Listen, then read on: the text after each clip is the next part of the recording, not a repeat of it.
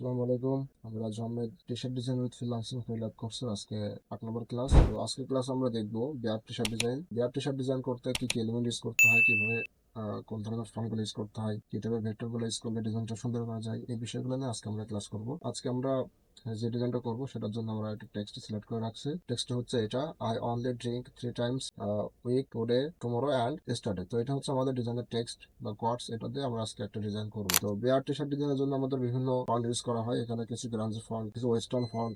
এই ফন্ট গুলো দিয়ে মূলত বিয়ার টি শার্ট ডিজাইন হয়ে থাকে, এবং এখানে বিয়ার রিলেটেড কিছু ভেক্টর, যেমন বিয়ার মগ, ওয়াইন গ্লাস বা বিয়ার গ্লাস, এটা কিছু ভেক্টর ইউজ করে ডিজাইন গুলো করা হয়। তো আমরা এখান থেকে ফার্স্ট একটা ভেক্টর চুজ করে নিব, তারপর আমরা ফন্ট চুজ করে ডিজাইনটা শুরু করবো। তো আমরা এখান থেকে ফ্লিপিকে যাবো। এটা একটা প্রিমিয়াম ভেক্টর, তো আমি এখান থেকে জাস্ট ডাউনলোড করে নিচ্ছি।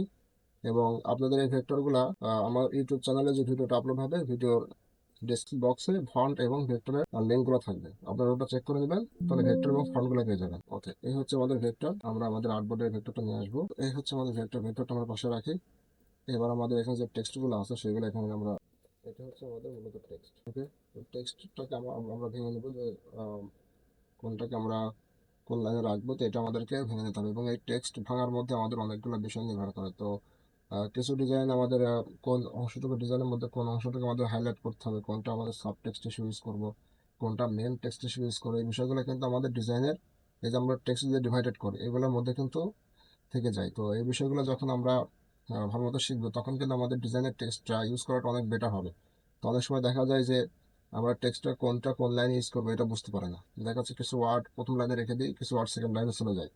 তো এইভাবে রাখলে কিন্তু আমাদের ডিজাইনগুলো সুন্দর হয় না এবং দেখতে খারাপ লাগে। তো যার কারণে আপনারা যে কোনো ডিজাইন করার সময় গুগলে একটু সার্চ করে নেবেন, তাহলে আপনাদের কি হবে, সেই ডিজাইনটার জন্য কিভাবে একটা টেক্সট ইউজ করে দেয় সেই বিষয়ে আপনারা একটা আইডিয়া পেয়ে যাবেন। যেমন এই ডিজাইনটা দেখেন, আমি স্যাম্পল হিসেবে রেখে দিয়েছি। যেমন এখানে দেখেন 5টা লাইনে ডিজাইনটা করা হয়েছে। আর অন্যটাকে আলাদা করা হয়েছে ড্রিঙ্ক, যেহেতু এটা বিয়ার রিলেটেড ডিজাইন, ড্রিঙ্কটাকে হাইলাইট করতে হবে। তো এখানে ড্রিঙ্ক টেক্সটটাকে হাইলাইট করা হয়েছে 3 টাইমস ইন এ উইক। তো এটা কিন্তু সপ্তাহে 3 বার বলা হচ্ছে, তো এটাকে আলাদা করা হয়েছে। এবং টুডে, টুমোরো অ্যান্ড স্টাডেটাকে আবার হাইলাইট করা হয়েছে। তো এইভাবে আমাদের যে টেক্সটটা আমরা ইউজ করবো ডিজাইনে, বা যে কোর্সটা ডিজাইনে ইউজ করবো, সেটা আমাদেরকে গুগলে সার্চ করতে হবে, অথবা আপনি আপনার ধারণা অনুযায়ী সুন্দর করে এটা সাজাই নেবেন, তাহলে ডিজাইনটা আমাদের জন্য কি সুন্দর হবে। তো আমি সিমিলার ভাবে 5টা লাইন করে নিচ্ছি। এই হচ্ছে আমাদের 5টা লাইন। এবার আমরা এই টেক্সটগুলোকে প্রতিটা লাইন আলাদা আলাদা করার জন্য এখান থেকে ফাইলে যাবো, ফাইল থেকে স্ক্রিপ্ট থেকে ডিভাইডেড টেক্সট ফ্রম ইউজ করলে আমাদের কি হবে, প্রতিটা লাইন আলাদা হয়ে যাবে, অর্থাৎ আমাদের টেক্সটগুলো ডিভাইডেড হয়ে যাবে। তো দেখেন, আমি এখানে এই ফন্টটা ইউজ করবো না, জাস্ট আমি অ্যালাইনমেন্টটা ঠিকঠাক করে নিই।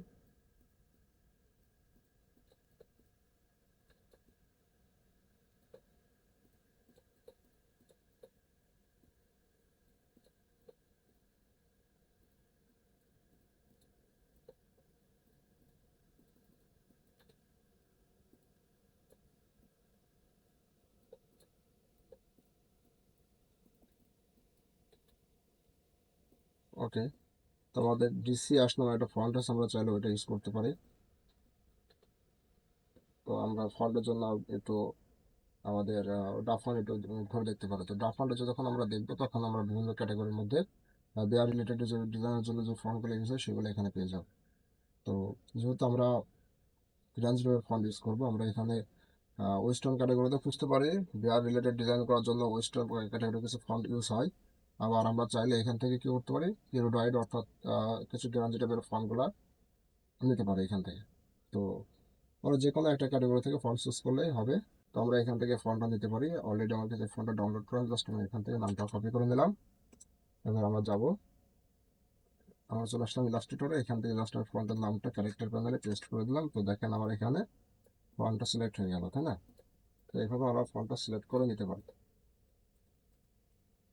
ওকে, তো আমরা সেম ফন্টটা টুডে, টুমোরো অ্যান্ড এই যে লাইনটা, অর্থাৎ যে আমাদের টেক্সট আছে এখানে আমরা ইউজ করতে হবে। তো এটা ইউজ করার জন্য আমাদেরকে অবশ্যই এখানে ফন্টটা পিক করে নিতে হবে। তো কিছু কিছু ফন্টে দেখবেন যে এখানে কমা, অ্যাপোস্ট্রফি, সেমিকোলন, অনেকগুলো বিষয় এখানে মিস্টেক হয়ে যায়, অর্থাৎ এগুলা ধরে না। তো এই ক্ষেত্রে আমাদেরকে কি করতে হবে, এগুলো ম্যানুয়ালি অ্যাড করতে হবে। যেমন এখানে দেখেন টুডের পর একটা কমা ছিল, সে কমাটা কিন্তু আমাদের এই প্রিভ্যালেন্ট যে ফন্টটা ইউজ করছে ফন্টটা ধরে নাই। তো এটা আমরা অন্য একটা ফন্ট দিয়ে এটা আমরা এখানে ইউজ করে নিতে পারি। হ্যাঁ, এই যে দেখেন, তো এটা উপরে মাঝখানে পড়লো, তো সমস্যা নেই, যখন আমরা এটা ক্রিয়েট আউটলাইন করবো তখন এটা আমরা অ্যালাইন করে দেবো, সমস্যা নেই। এবার আমাদের এই যে অনলি এবং 3 টাইমস উইক স্টার্টে এই তিনটা লাইনের জন্য আলাদা একটা ফন্ট ইউজ করবো। ডিসি অ্যাশটা নেওয়া যায়, ডিসি অ্যাশ, ডিসি অ্যাশটা ধরছে এখানে, তো দেখেন আমি ডিসি অ্যাশ ফন্টটা এখানে ইউজ করতেছি।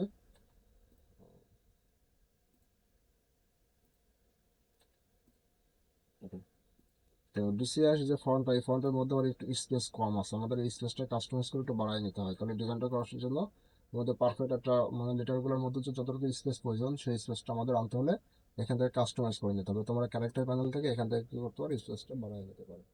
সরি, আমরা এখান থেকে স্পেসগুলো হালকা একটু বাড়ায় দিতে পারি। 10 10 রাখলে না, মানে এখান থেকে জাস্ট ক্লিক করে নিলাম। ওকে, এবার আমরা সবগুলা ফন্ট এখান থেকে কি করতে হবে, ক্রিয়েট আউটলাইন করে দিতে পারি। তো দেখেন এবার আমার ক্রিয়েট আউটলাইন হয়ে গেল। এবার দেখেন এখানে যে আমাদের কমাটা ছিল, সে কমাটা অন্য ফন্ট ইউজ করার কারণে এটা মিডলে ধরেছিল, তো আমরা এখান থেকে জাস্ট অ্যালাইন করে এটা সমান সমান করে দিব, অর্থাৎ আমাদের যে টেক্সটটা ছিল সেই টেক্সটের সাথে এটা অ্যালাইন করে দিলাম। তো এবার দেখেন এখানে টুমোরো লেখাটার মধ্যে অনেকটা গ্যাপ বেশি ছিল, আমরা এটা কাস্টমাইজ করে ঠিকঠাক করে নেবো এবং অ্যান্ডটাকেও কাছাকাছি করে দেবো, অর্থাৎ গ্যাপটা কমাই দেবো। তো এতটুকু কাস্টমাইজ আমাদেরকে করতে হবে টি শার্ট ডিজাইন করার জন্য, যেহেতু আমাদের সবকিছু রেডিমেড থাকে না, আমাদেরকে এগুলো কাস্টমাইজ করে রেডি করতে হয়।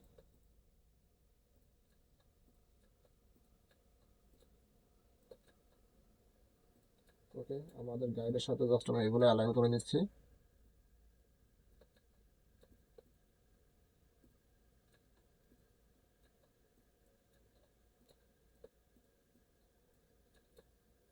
তো এবার আমাদের ভেক্টরটা ইউজ করবো, আমরা এখানে দেখেন ভেক্টরটা আমরা হালকা একটু রোটেট করে নিতে পারি এভাবে, বা আমরা চাইলে এইভাবে আমরা জাস্ট এভাবে একটু রোটেট করে এটা রিফ্লেক্ট করে দেবো, ট্রান্সফর্ম থেকে রিফ্লেক্ট অ্যান্ড কপি করে আমরা এটা বাম পাশে আরেকটা ইউজ করবো, এইভাবে আর কি। এইভাবে আমাদের দুটা,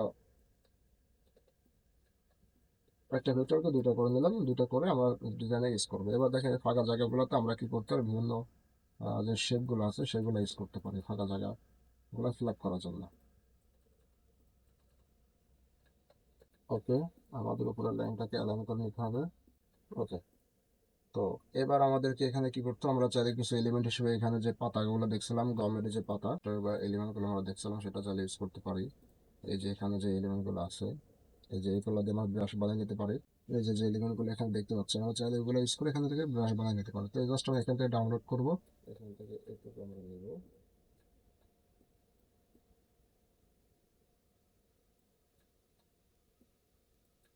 এটা আমরা এখান থেকে ট্রিম করে নেবো, ট্রিম করলে আমাদের সবগুলো শেপ ডিভাইডেড হয়ে আলাদা হয়ে যাবে।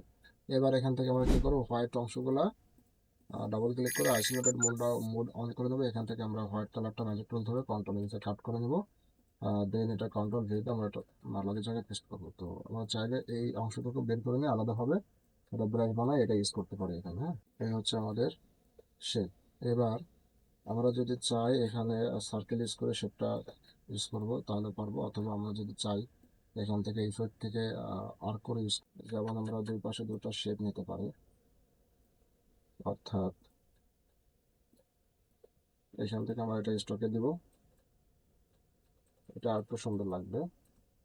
কন্ট্রোল সি কন্ট্রোল এইট দেবো, দেওয়ার পর এটা ছোট করে নেব, এই এইভাবে ছোট করে নেব, এবং মাঝখানে আমরা আর একটা শেপ মানে আমাদের যে স্টকটা আছে সেটা আরেকটা নেবো, কন্ট্রোল সি কন্ট্রোল এইট দেবো, দেন মাঝখানে আরেকটা নেবো। এবার আমাদের এই অংশটুকু মাঝখানে যে অংশটা আছে এটা কেটে নেবো, হ্যাঁ, এবং এইগুলা একটু চিকন মোটা করে দেবো, এটা আমাদের হালকা একটু মোটা করতে হবে।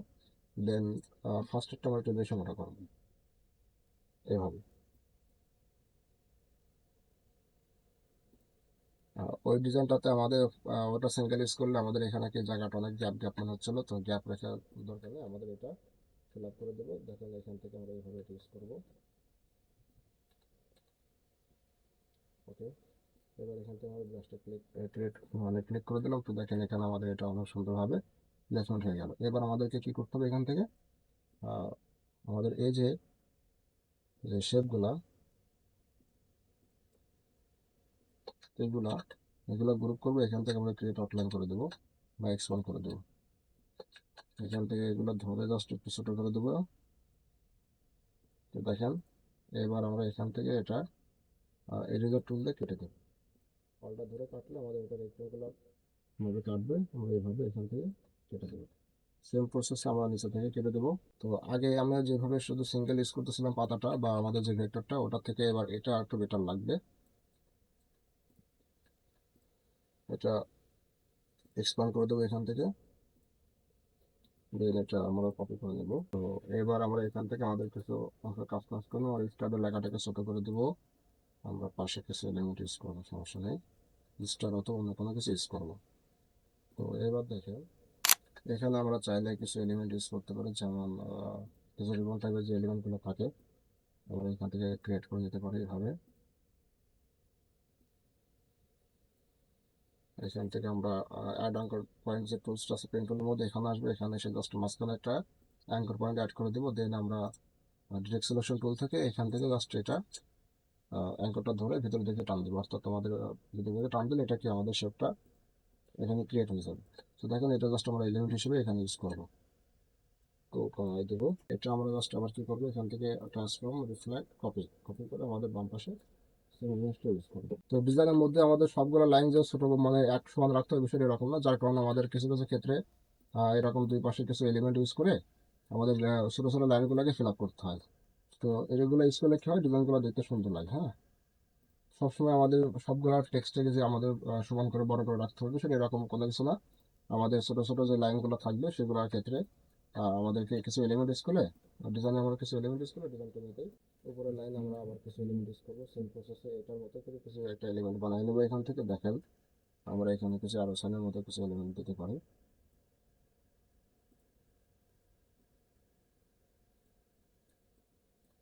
এখানে বানিয়ে নেবো, আবার অ্যাঙ্কর পয়েন্ট থেকে অ্যাড অ্যাঙ্কর পয়েন্ট ক্লোজ থেকে এখান থেকে একটা অ্যাঙ্কর অ্যাড করে দেবো। দেন আমার ডাইরেক্ট সিলেকশন টুল থেকে আবার এটা এখানে ভিতরের দিকে দেবো, অ্যাড করে দিতে পারি। ওকে, এবার আমরা এটা অল্টার ধরে কপি করে দেবো।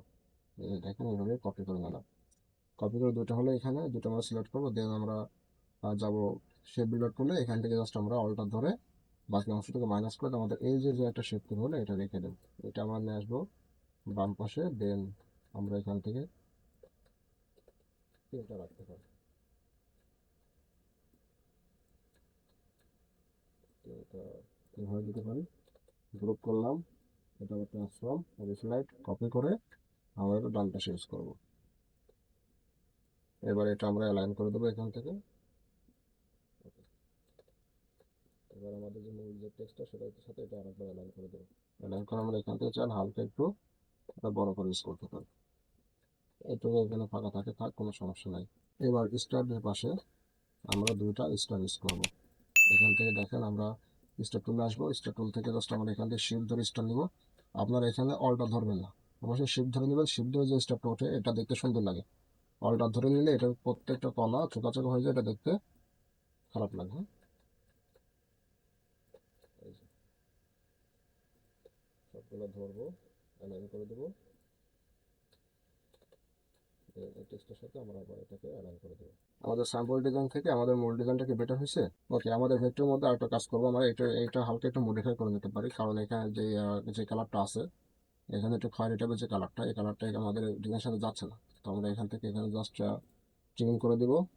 ট্রিম করার পর এখানে কিছু অদৃশ্য শেপ ক্রিয়েট হয়েছে, এটা আমরা ম্যাজিক টুল লাইন টুল নিয়ে তারপর ম্যাজিক টুল ধরলে এটা কি শেপগুলো ডিলিট হয়ে যাবে। হ্যাঁ, ডিলিট করে দিলাম। এবার দেখেন আমরা এটা অফসেট পাথ করলাম, দেন এটা ইউনিট করার ফলে এই যে মাঝখানে যে গ্যাপগুলো ছিল মগের যে হাতলের মধ্যে যে গ্যাপগুলো ছিল এগুলো কিন্তু এখন গ্যাপ দেখা যাচ্ছে, তখন কিন্তু এটা ইউনিট হয়ে অ্যাটাচ হয়ে যাচ্ছে না। তো তোমাদের দরকার নেই, আমরা জাস্ট পিছনে শেপ দিলাম একটা। দেন আমরা এটা আবার ট্রিম করবো, এখান থেকে ট্রিম করে মাঝখানে যে কালারগুলো আছে এগুলো ম্যাজিক টুল ধরে ডিলিট করে দেবো। হ্যাঁ, দেখেন আমাদের ভেক্টরটা মডিফাই হয়ে গেল।